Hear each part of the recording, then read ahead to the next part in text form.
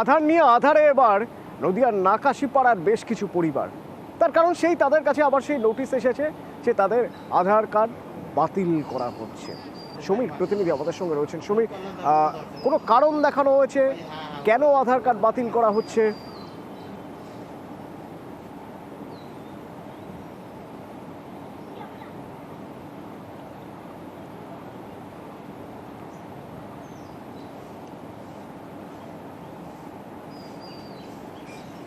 সমীরের সঙ্গে কথা বলবো, তবে তার আগে যাদের সঙ্গে এই ঘটনা ঘটেছে, অর্থাৎ যাদের আধার কার্ড বাতিল করা হয়েছে, তারা কি বলছেন একবার শুনুন। এখন দেখছি আধার কার্ড বাতিল হয়ে গেছে।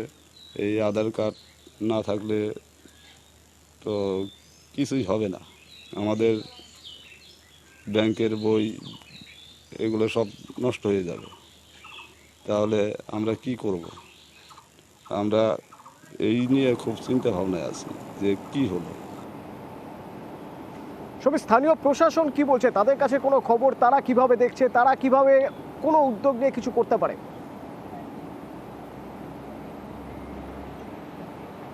দেখো, প্রশাসনের পক্ষ থেকে এখনো কোনো বিবৃতি মেলেনি। তবে যেহেতু কালকে মুখ্যমন্ত্রী সভা থেকে ঘোষণা করে দিয়েছে যাদের আধার কার্ড বাতিল করা হয়েছে এবং তাদের জন্য আলাদা পোর্টাল খোলা হবে এবং সেখানে তাদের নাম নথিভুক্ত করা হবে এবং তারা সরকারি কোনো পরিষেবা থেকে যাতে বঞ্চিত না হন সে বিষয়ে পদক্ষেপ নেওয়া হবে। এবং সেই অনুযায়ী স্থানীয় যে পঞ্চায়েত প্রতিনিধি রয়েছেন তিনি এই যাদের আধার কার্ড বাতিল হয়েছে তাদের সঙ্গে যোগাযোগ করেছেন ইতিমধ্যেই মুখ্যমন্ত্রীর প্রতিশ্রুতি অনুযায়ী, এবং তিনি কিন্তু কাজ করতে শুরু করে দিয়েছেন। তাদের নামের তালিকা তৈরি করে সেই যে পোর্টাল করা হয়েছে সেই পোর্টালে নাম নথিভুক্ত করা হবে জানানো হয়েছে এবং তার পাশে সমস্তভাবে থাকার এবং কীভাবে তাদেরকে সাহায্য করা যায় সে বিষয়ে কিন্তু স্থানীয় পঞ্চায়েত সদস্য দেখছেন।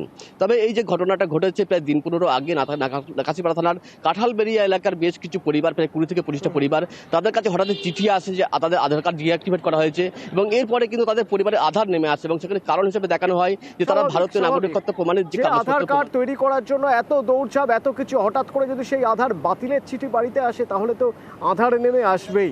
তো পঞ্চায়েত কি বলছে শুনুন। কয়েকজনের চিঠি এসছে, তাও প্রায় লাগভাগ প্রায় 20-25টা হবে। ডিঅ্যাক্টিভেট করার যে আধার কার্ডটা ডিঅ্যাক্টিভেট করে দিয়েছে এবং তো এদের তো এই আধারের সাথে সব কিছুর লিঙ্ক করানো আছে। এই দিদি আবার নতুন একটা পোর্টালও চালু করে দিয়েছে যে যদি যাদের এগুলো বাদ এদের নতুন একটা পোর্টালে এদের আমি জেরক্স করে নেব, দেখি যাও করা যায়, দেখি কতদূর কি করা যায়। আর আমি চাইছি যে কোনোভাবে এই যে এদের যে আধার কার্ডটা ডিঅ্যাক্টিভেট করে দিয়েছে এদের পুনরায় আবার এদের বহাল করে দিক।